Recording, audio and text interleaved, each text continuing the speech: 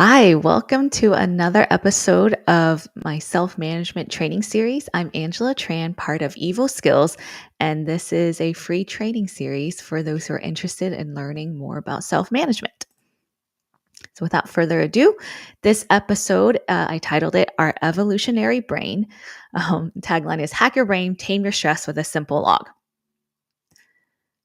So before I get started, just to explain how the format works, this is the third episode of a series. I don't yet have the full number of modules, but if you're interested in the prior modules, episode 1 and 2 are out there on YouTube. So before I get started, just a disclaimer, the information provided in this episode is for general informational purposes only and is not intended to substitute for professional medical advice, diagnosis, or treatment. By watching or listening to this, you acknowledge that the creator is not liable for any actions taken based on the information provided. So, this series is for you if you're looking to develop essential life skills, you want to achieve greater personal and professional success, or you want to improve your focus and productivity. So, that's what we're focused on in this series. And I usually like to start off with a recap. So, in the last episode, I covered 4 topics. What is self awareness?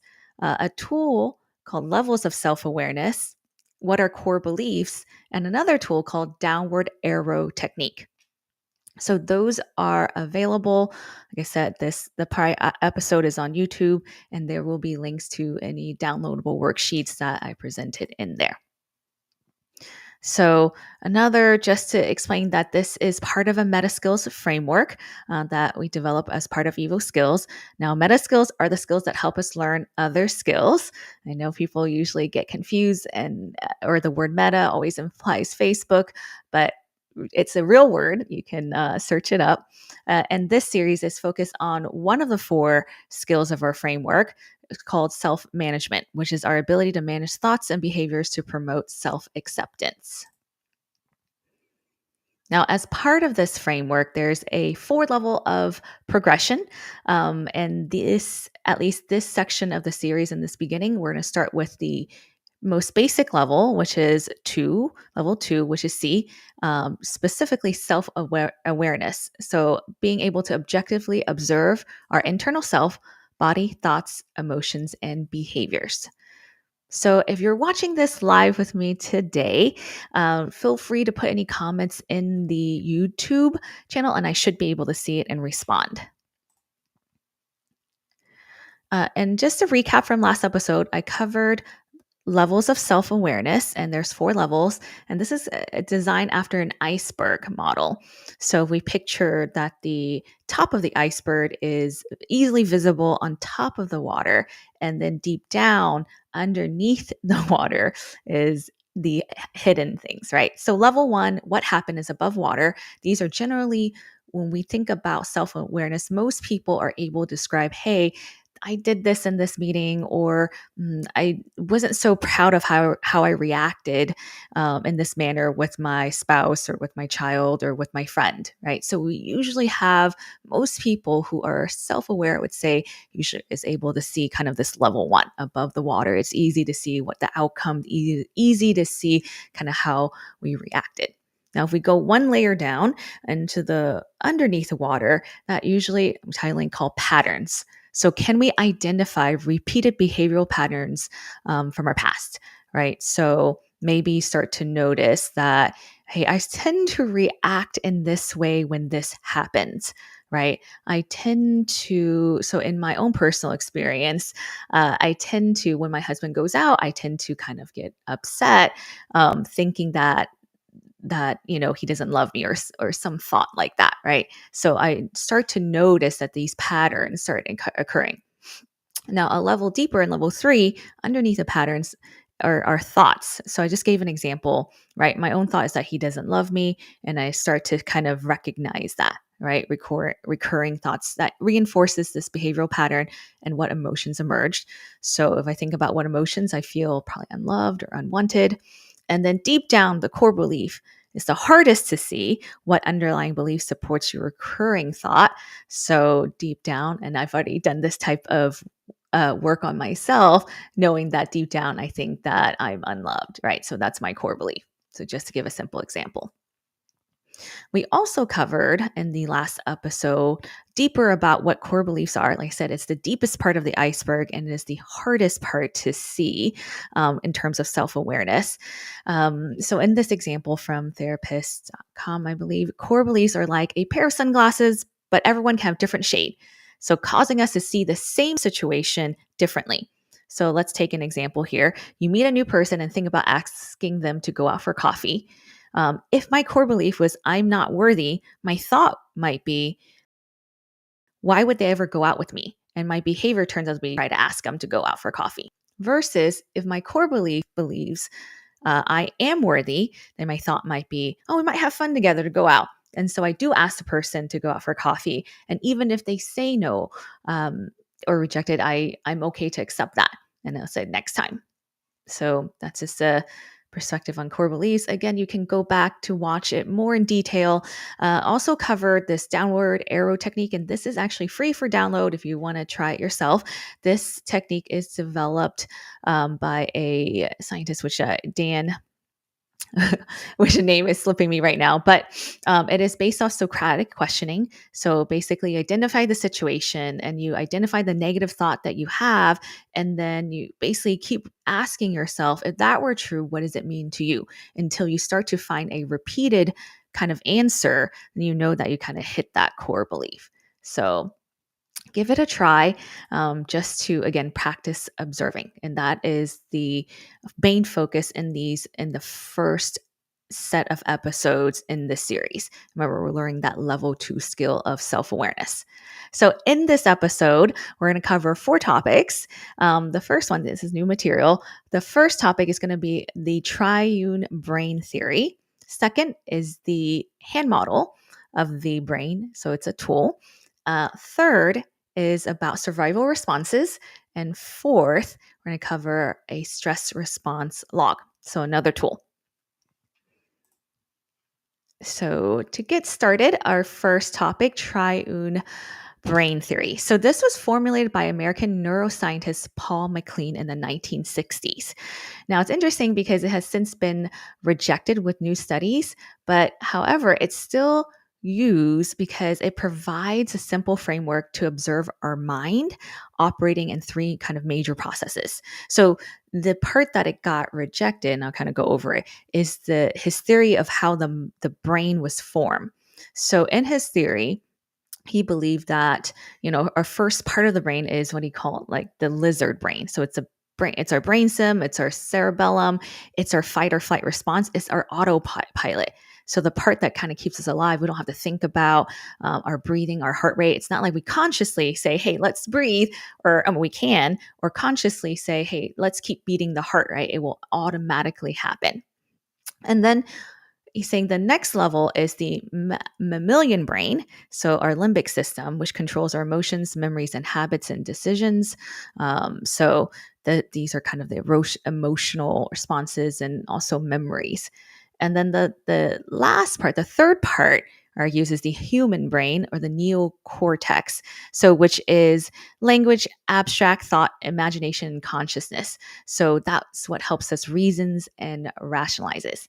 Now, like I said, his theory of how it formed, how he evolved, isn't it has been pretty much disproven, and also the parts of the brain is also not as clean cut as Lego blocks as he kind of described it.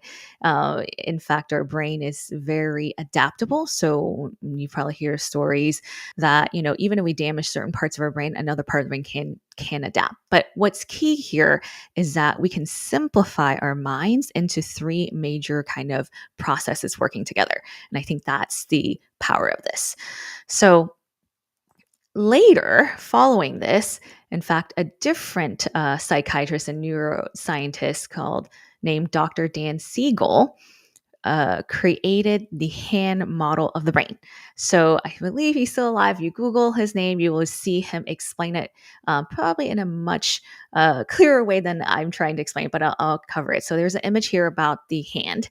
And what I like about this is because, well, we always have our hand and it gives you a tactile way of observing our mind. So how he explains this is that our brainstem is here. So when we spoke about the brainstem, the kind of autopilot part is right here. We can imagine that kind of like with the brain, right? The middle part of the brain, the mammalian brain, is the kind of the limbic system, right? So hippocampus, amygdala, our memories, et cetera, et cetera. And then covering it, again, if you're looking at the, like kind of pretending this is the brain, again, it's just a visual representation to help us see it, is the cerebral cortex, right? This is the big part of the brain. It is so new, probably what his theorized is the newest part. And then Dr. Dan Siegel will also say like that our fingertips are the prefrontal cortex, which is a very powerful part for reasoning. So we're thinking our brain is here. This is kind of forehead.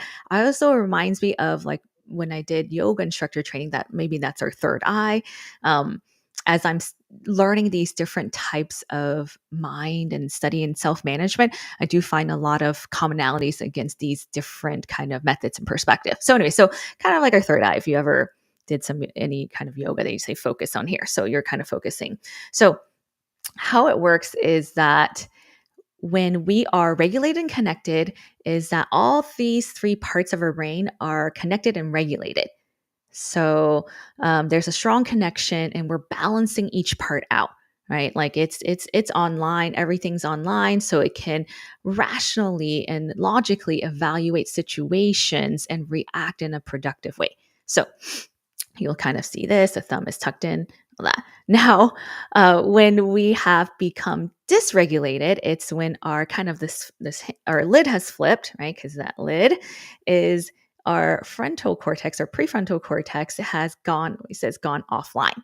So you're exposing these two parts of the brain in which they are highly reactive and ready to help us survive, basically, right? So this is when we kind of lost, I would say, our ability to kind of rationalize or kind of problem solve in a logical manner, because these have kicked on, the lid has flipped, and now we're ready to react very quickly.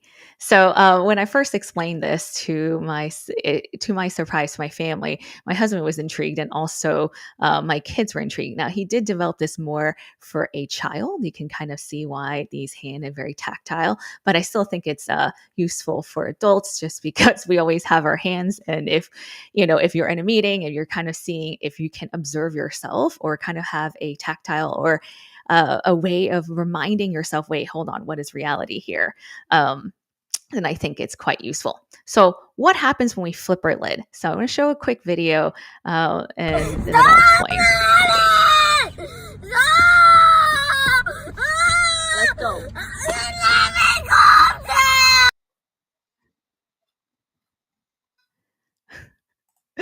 So that is actually a video of my child when he was younger, and you can see that he is visibly extremely upset with the situation that we were in.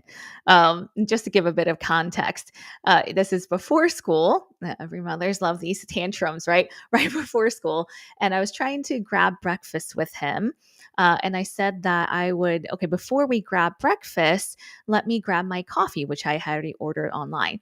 But the fact that I put in a step in between breakfast, him getting breakfast, and a step of getting coffee, he was very upset. And you can kind of see like he is responding in stress, and he ends it and say, I just can't calm down.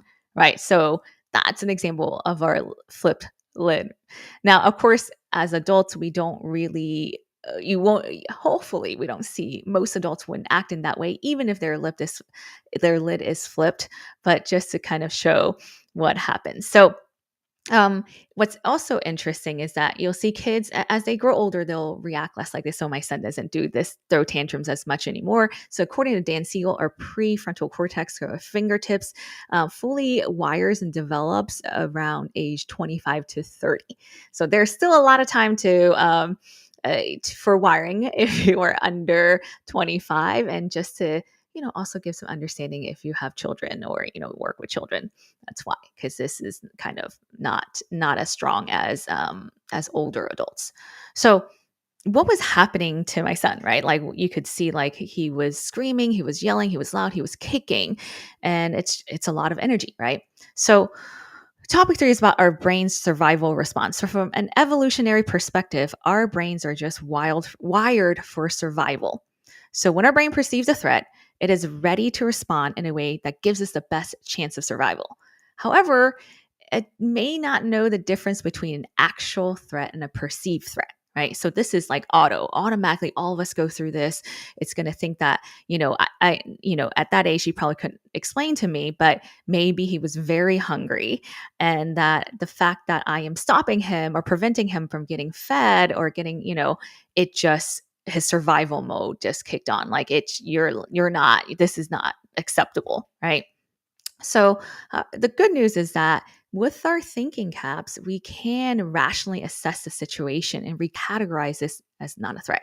But just to talk about the survival response, if you look at the diagram, so if we perceive a threat, an attack, or harmful event, our brain will then signal our amygdala and then the hypothalamus to react, right? And then causing our pituitary glands to secrete some hormones. So cortisol, you probably heard of as a stress hormone, and adrenaline is released. So adrenaline is going to give us that energy, right? And the cortisol is going to also kind of supplement that. And so we're ready. Like if we're in like being attacked or anything like that, we are ready to respond, right? To survive, either by running.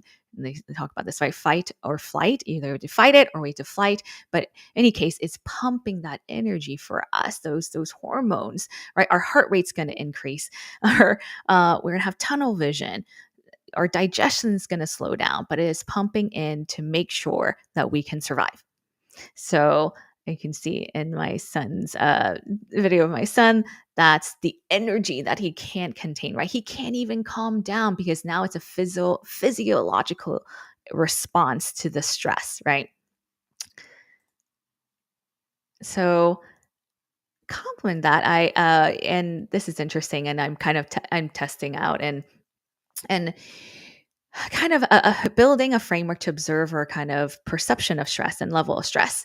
And what inspired me was a friend when I was talking to her, and she was explaining a situation at work where she could observe the fact that she walked into a meeting and was already in a defensive mode. Like she kind of knew that, or after talking knew that. And I explained to her, it's like, you're probably walking in because you're already experiencing some level of stress. In your mind, you're already thinking, oh, wait, I'm going to need to defend, right? Now, that's a survival response, whether that is, again, a threat or not. It's our mind, our natural state of the mind. They'll say that we naturally go think very negative. That's a very normal response of the mind. So, in this framework, there are, I guess, 4 levels. But the first one, green, we're perceiving the situation not a threat. And it is, I'm going to call it kind of level 0 with regulated stress. So, not all stress is bad. We can actually leverage this extra adrenaline and cortisol for something productive if we can switch our perspective into if the situation is not a threat, right? So I feel balanced, I feel in control, and I'll walk through some examples later in this worksheet. So in here, if I'm using the hand model, our minds are connected, right? If we're thinking that 3 mental part, instead of thinking as 3 parts of our brain, 3 parts of our mind, right? Our minds are connected. It is regulated, it is balanced. I can see things clearer and I can decide, right? Now, once we kind of go and perceive the situation as a threat, if you're entering or if I'm entering with a low level, you start to feel uncomfortable, right? And we all probably have felt this either especially in a work environment. Some certain meetings I already feel like before I enter the meeting, I already feel uncomfortable. I'm already worried, right? So if I do the hand model, it's kind of loosely connected, right? It's not as tight as this. It's not kind of all online, but it's somewhat online, but not kind of loose already, I would say. Now, when we move up to medium, it's like I start to feel really alert, right? So here it's like maybe a C, like it's kind of it's still covering, but not quite. So I'm still composed. If we're in a meeting or we're in a spousal discussion or a friend discussion. And then if hi, I'm just the lid has flipped, right? Just like my son, he's like screaming that everything is out, the energy is there, and really responding to the threat, right? Lid is flipped. So again, this is kind of a visual representation where you try to, just to remind ourselves, wait, is my lid flipped? And maybe try to bring it down. Now, once you're already in that high stage, it's actually really hard from a logic standpoint because the lid's already up here because our body is so escalated, our heart rate is up. So there are other techniques to actually bring down your body physically first before really trying to think rationally. And that was something very interesting I learned with my husband. So now, with that, if we're perceiving a threat, there are usually 5 stress responses that come out, and these are kind of part of our survival instincts. You might start to kind of think about ways you might have responded in this way in the past. So, freeze, fight, flight, faint, friend. You might see in different words, but I like the alliteration of using the letter F. So I will just stick to this. So, freeze is when we become immobile or shutting down to avoid the situation. Fight is aggression or anger, physical resistance, right? We're fighting back. Sometimes it's verbal aggression as well. Flight is avoidance, escape, right? I'm just gonna run away, fly away. Again, this is, you can picture if we were attacked by a bear in the caveman era, we might choose to run because we can't really outfight a bear, right? Something that's much larger than us. Faint is disassociation or numbing oneself to avoid the pain or emotion. So typically they would describe this as, stress eating, right? You're trying to numb yourself away, or alcohol. You're trying to numb that stress to make it away. The last one, friend or fawn, is people pleasing, trying to appease the other to avoid conflict or rejection. It is normal or natural for us to use probably all 5 of these. It's just depending on the situation, how our brain evaluates how we're going to survive this threat. It might be what your choice. So I'm going to again show a video from my past because again, self-management is about observing your own behaviors. So I'll show a couple of videos kind of describing, demonstrating some of these stress responses. And it's going to be around skiing because it is ski season. So this happened last year for me.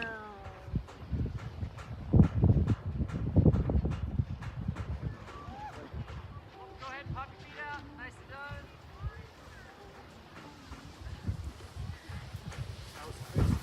There we go. Yep. So I don't know if you can Gotta tell. activate those edges, okay?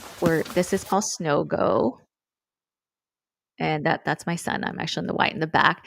But in the Snow Go, so I decided the story is this. So I have tried skiing and my boys really like it, except that I have a deep fear of free falling. So I was thinking, okay, forget skiing. I've taken lessons on those and I don't really enjoy it. I'm going to try Snow Go, thinking, because I was reading and researching that it might, feels different and should be easier since you're kind of holding on to what looks like a bike. Then I quickly realized even that, because I have such a deep fear of free falling, it is rather difficult. But you'll see there that, to take control, even in that stressful, in that physical, because skiing downhill or anything going downhill is a potential risk and is, physically really can hurt you. The idea and what the instructor will say is that you're really conquering the mountain, right? You're really taking control by doing these zigzag lines. And so that way you're not really free falling, but really you're riding it, right? You're kind of going and in control. So in there, I was probably at a level 1 or 2. I could still control myself. I could still kind of go and zigzag, but my stress level is high, right? I'm not going at it where I can fully listen to all the instruction they're giving me and fully being able to do that because I'm already at that escalated level. So I'm going to know what happened. Finish uphill. J turn. Turn. J turn. J turn. All right. Oh, she's gonna go to the net. Turn! Go, Jenny. She's Get her, freaking get her, out. get her. Oh, there she go.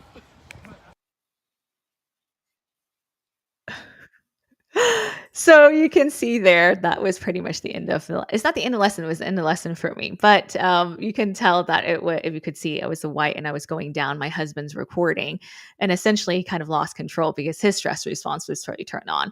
But what happened is that I just free fell down the hill. Like I was just sliding and I froze. Like I could not, I could not take any control. I was so stressed by the event. Even though I knew I was a J turn, I couldn't. I literally physically could not do it. So I fell, thankfully again, for a survival brain at some point though at the end. And my sons have asked my husband, like, what did you do at the end? Because I was going and past the class already. And to be quite frank, I don't remember. I just remember like I'm gonna reach the end. And it was a little bit of a cliff. And I think deep down I was like, oh my gosh, I cannot fall off this cliff. And somehow I think I turned and I fell into some soft snow. Um, but then after that, I did not get back on. I actually said, I'm going to quit this lesson. That would be the second time I've done that. So now I really know that this deep fear of free falling, I have not conquered yet. And I probably will not try it again. But regardless, that's when my lids flip, right? I have no control to even try to listen or practice what I was. So that is just a fun example, I thought, of observing. So with this, I've also developed something called a stress response log, which I am going to demonstrate. And this time I'll actually use some real, probably more work examples to fill it out. So here, this is a log to help us practice observing our perception and levels of stress. So here, consider examples of situations where your stress response might have been activated at each level and reflect on the outcome of each event. So I do have an example in this, but on the second page, but I will fill it out as I go, as just to demonstrate how to do that. So in the stress level of 0, right, regular stress, I feel balanced. It's not a threat. I'll paint a picture of a real life kind of in my corporate experience of what happened. So in this scenario, I was a new leader into a company that they created a brand new role for. So in that, I was responsible for data analytics and automation.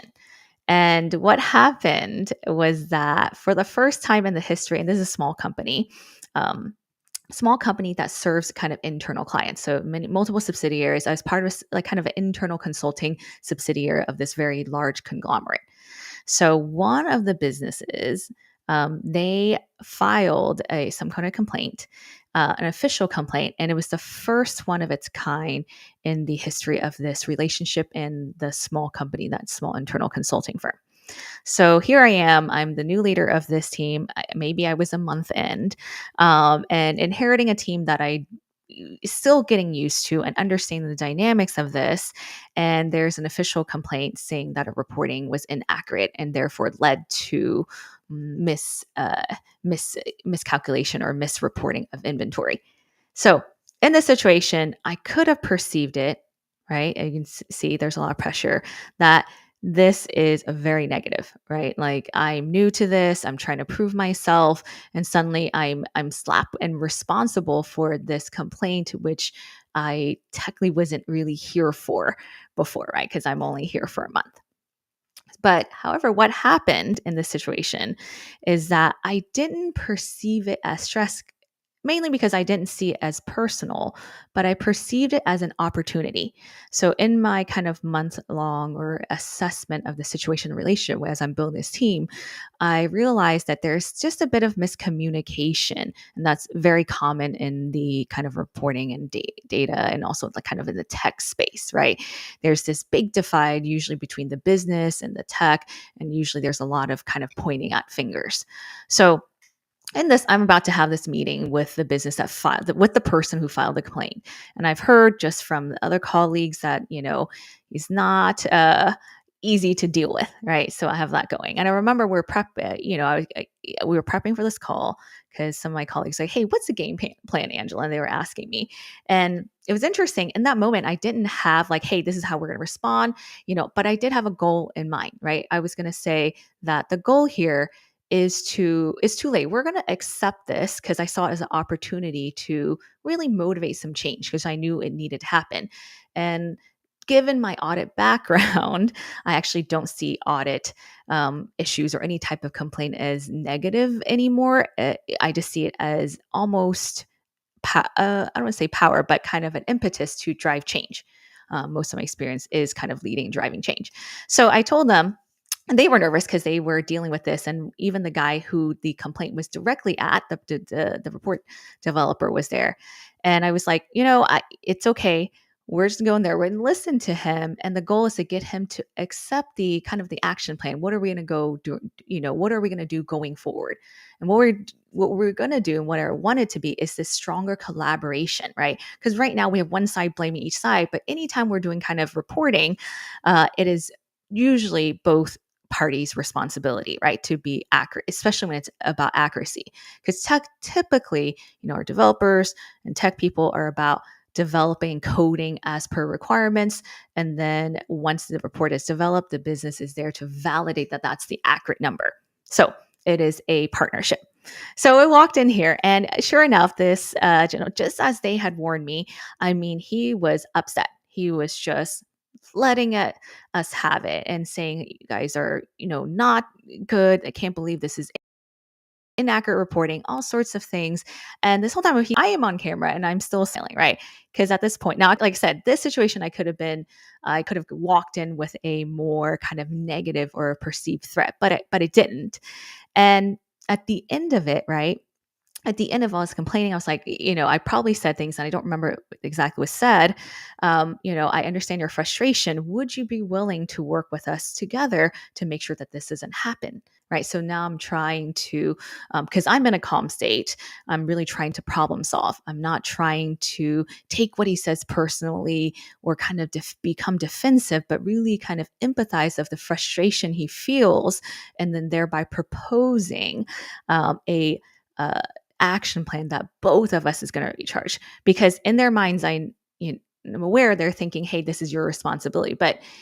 And at this point, I'm not trying to kind of re-educate or anything like that, but I want to know that, hey, would it make sense, or would it be cool that we want to make sure that you have robust, testing scripts of the report so that this does not happen, right? So I'm trying to, and we walked away with a consensus. So I was pretty proud of that, right? I was pretty proud. Now, I'm not always like that, especially if I'm listing out all the kind of the situation, right? New leader, trying to prove myself, new team, and then some sort of historic complaint that we've never got before, making it official. So, because I was in a much more balanced state and I didn't perceive it more of as a threat, I saw it as opportunity. I think I was able to respond to that better. So, difficult, I'm just going to put here difficult conversation. And because I said a lot, I'm not going to type in everything. So, conversation of client upset with us, with our team, and has filed a official complaint, right? Now, what we walked out with is a consensus on how we're going to fix this problem going forward, right? And again, that problem solving mode, right? Consensus of how we would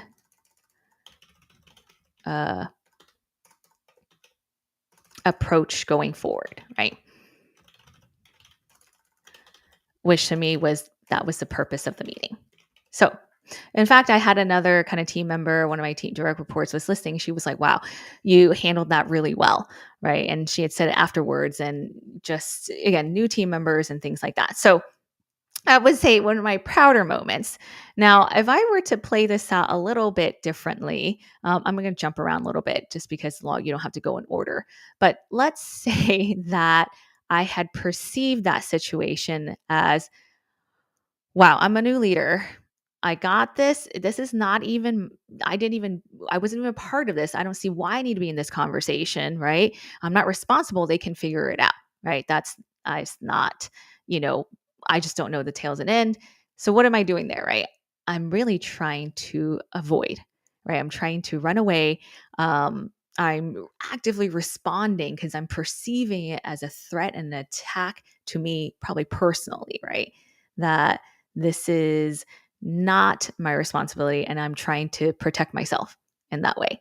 So in that situation, I might have, and I'm just going to highlight this, I might have flight, right? And in this situation, that's not what happened. But if I think deep into situations, there are times, and I'm just going to write in here, that it's possible to, maybe I wanted to avoid, I have another, typically in this type of position, I had lots of meetings. So it would have been easy. It would have been possible to say, I have a conflict and I cannot attend. Please feel free to proceed without me, right? Cannot attend, right? Now, given the context and my new set of responsibilities, this probably wouldn't have worked. What would have probably happened is that this meeting would have been rescheduled until I could attend. So my efforts of trying to avoid the situation probably wouldn't have worked. Now, as you kind of move up in these leadership positions and giving your responsibilities, usually running away is not the rare, I would say sometimes works, but rarely works, right? It'll still come back to you somehow. So, but just to kind of give what happens if I perceive that as a threat. So that is what this is designed to do. It's really for us to kind of see, maybe observe in the past, to practice. Hey, did I walk into a situation already uncomfortable? And if so, what was I ready to do? Right? Just like in that skiing, I was freezing. I froze, freezing in the cold. And then in this meeting, a lot of times, if I have low kind of low stress already going in, I might be already in a defensive mode. And then the conversation, especially in a business setting, will be less productive, right? We're not going to walk out with the next set of action items and consensus. So that is this stress response log. So give it a try and let me know what you think. Now, this series again is designed to equip you with the tools so that you can successfully practice at each level. So I have this little toolbox. No one size fits all here, right? So the purpose of this series is to show you different methods of observation. I have a list here, and I'm keeping a running list. So in the situation that whatever you're trying to practice seeing, you can use these different tools, right? So if this screwdriver doesn't work, try a hammer or try something else. And that's usually my approach to problem solving, and also approach to just practicing different things. So I'm not usually attached to one. So far, I'm adding the hand model. So again, I think it's very useful because our hands usually are with us. So if you're in a situation, you can kind of look down at your hands, you're trying to calm yourself down.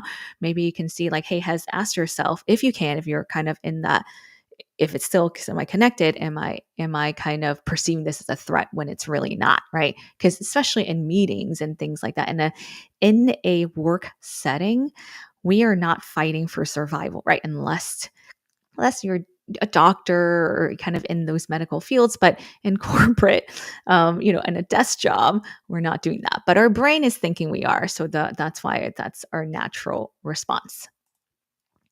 So how do you proceed in your next step? I would say practice, practice, practice.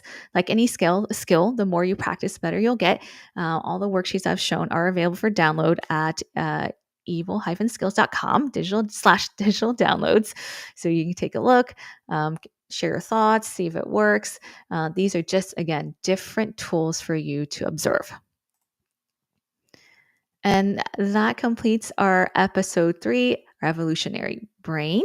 So continuing on to this theme is how, if you ever wonder, now you may wonder, or even myself, what triggers us to perceive a situation as a threat? Like, how does that work? So the answer lies in our human basic needs for survival, which I'll cover in episode 4. So thank you for watching. If you got made it this far, please give me a thumbs up or leave a comment and subscribe to our channel.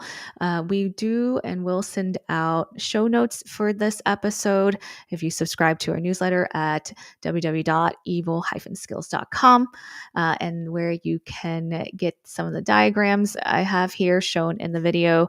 and it links to any downloadable worksheets. So thank you for listening in. And for those who celebrate the Lunar New Year, that is our season right now in the kind of week or two. So wishing you a prosperous new year and see you next week. So thank you. Love to hear from you. Any comments or questions in the chat.